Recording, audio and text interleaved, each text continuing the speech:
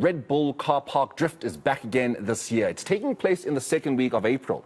It's the only amateur drifting competition in South Africa. The former winner, Jim McFarlane, is returning to the competition to try and clinch the title once again. How is drifting growing, though, as a sport, and what are his plans for this year? Well, Mr. McFarlane joins me now for more on this. Jim, thank you so much for your time this morning. Obviously, you're going to be one of those guys who the target is on, who the attention is on, the spotlight is on. A lot of the drivers, a lot of the drifters are going to be looking to you to try and stop you, among others, of course. Do you have any different plans? Is there anything up your sleeve that you're maybe going to be scaring the guys with? No, I'm known for my consistency. Always been known as Mr. Consistent, so that's really it. Go back and do exactly what I've been doing for a while. I believe they've changed up the course, so it's going to be a bit of a challenge. In fact, I'm reveling in the new challenge, and there's so many decent youngsters that are coming to the foray. The guys are like Kyle van der Berg. There's Austin Kruger that's joining us, one of the most incredible spinners I've seen in a long time. And there's lots of new challenges, so I think it's going to be very exciting. Jim, what is the car park drift for those that may know? I mean, when you talk drifting, a lot of people just think that, you know, it's the guys that spin just at random. It's the guys that drive straight down. I'm talking Fast and Furious style. But what is the car park drift? So the car park drift, it takes exactly that. It's the Fast and the Furious. But now we're trying to see how well you can drive a car. Can you actually put the car where you need to have it? So there's certain obstacles that you need to go around and not hit. There's certain pedals that you need to hit. So you really need to be in full control of a sliding car, which is, as you can imagine, not that easy. So it showcases really true driving skill while sliding. You have so many different obstacles. The judges, there's 3 judges that judge you on points, how close you are to obstacles, have you hit all the cones that are in the way. So yeah, it's very technical, but it is very exciting for a driver and just as exciting for spectators. This is the advanced driving, essentially. This is the kind of technical that even advanced driving would not essentially equip you with. How intense a training would you have to go through? Is it beyond advanced driving? It is, in a way, it is a form of advanced driving. In fact, it goes past that. Advanced driving teaches you how to correct a sliding car, whereas drifting teaches you how to control a sliding car and put it exactly where you want it to be while sliding. So it takes a bit more skill, but the skill is easily learned. And the nice thing about Red Bull Car Park Drift is it incorporates the grassroots as well as the professional drivers. And you know, we've seen some of the most impressive grassroots drivers come through right to the top. And it just showcases how good our drivers are actually in this country. We've adapted very well to drifting. It's one of the most popular motorsports in the country. And Red Bull have seen that and have bought the Red Bull Car Park Drift. They now also do the World Finals. I was fortunate enough to go to Egypt when I won it in 2021 and represented South Africa. So it allows us to get representation on a world platform.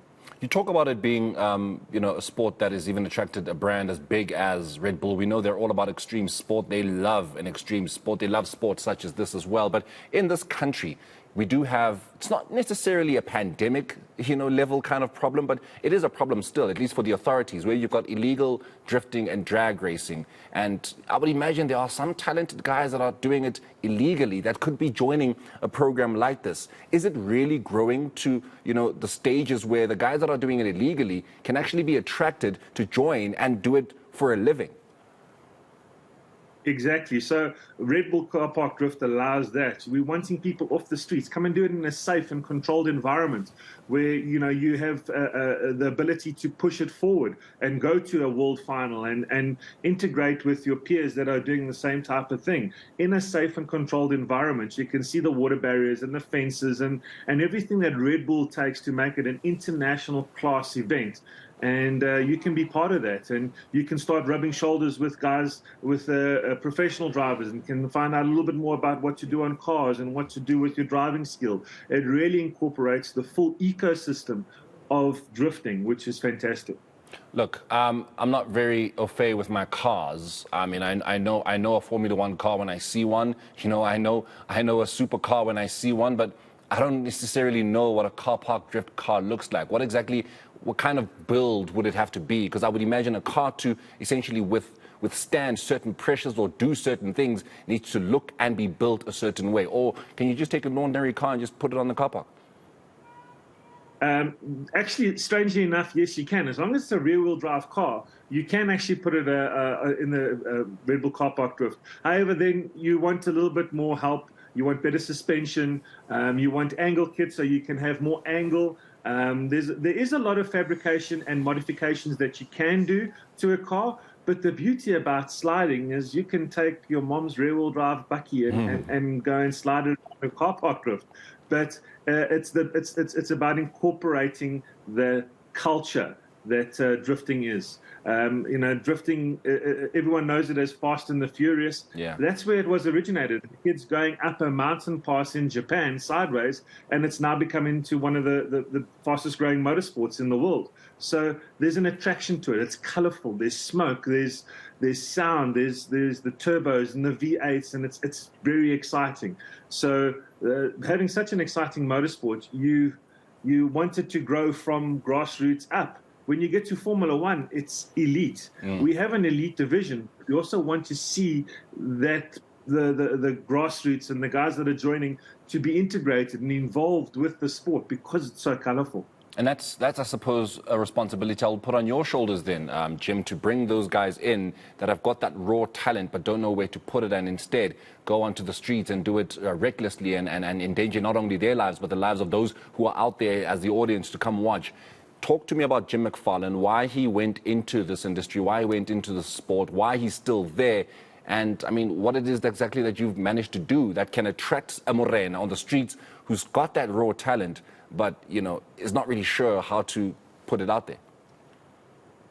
So, yeah, I'm an old dog in the motorsports in this industry, but I think that I've helped progress it, have done all the mistakes and progressed so that I can help people exactly that. We have drift courses where we actually teach people how to drift in our 350Zs in Dalmas. We teach them how to control a car and progress them through into wanting to maybe enter the sport. So, yeah, I've taken my experience for the past 15 years in drifting and trying to incorporate it so we can get fresh blood. And it's so exciting to see how kids are starting to just excel at something like this. We want to get them from behind the computers and the TV screens into actually a proper seat and experience it. The safe way and controlled way. I think that's really where this comes down to. It is accessible, but you need to make it accessible to the point that it is safe, it is controlled, and you can progress in it. It's pointless being a hooligan and doing it on the streets. What is the purpose of that? Yeah, there's a purpose, there's a drive, excuse the pun, and there's an opportunity for kids to enjoy what they do in the right environment. Just very quickly before I let you go, Jim, I'm looking at our pictures here.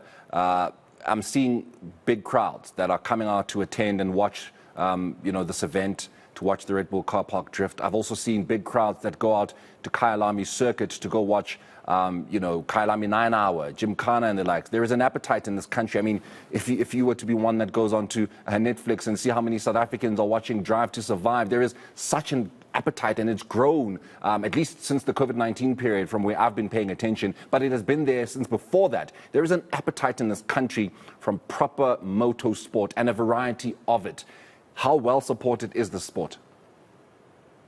It's exceptionally well supported. You can see just from the crowd perspective, but also from a driver's perspective. Like I say, what's more exciting than sliding a car, smoke blaring out the back? It touches all the senses. You can see it, you can hear it, obviously. And the beautiful thing is you can even taste it. You can taste the ethanol and the tire smoke, and it really touches all the senses. You can get the tingly feeling on your skin. It really is an exciting motorsport. And Red Bull Car Park Drift have taken that and put it into a competitive format. And that's why the crowds come out. That's why the drivers support it. And, motorsport is alive and well in South Africa. And we can only but hope it grows in leaps and bounds. More brands come down, more drivers get in, get off the streets illegally and go in there in a legal platform and enjoy, what it is you've described to them. And I mean, if they're not listening to you right now, then I don't know what else it is that can convince them. But Jim, thank you so much for joining us, and all the best with this year's edition of the Red Bull Car Park Drive, of course, happening in the second week of April. That is drift racer Jim McFarlane.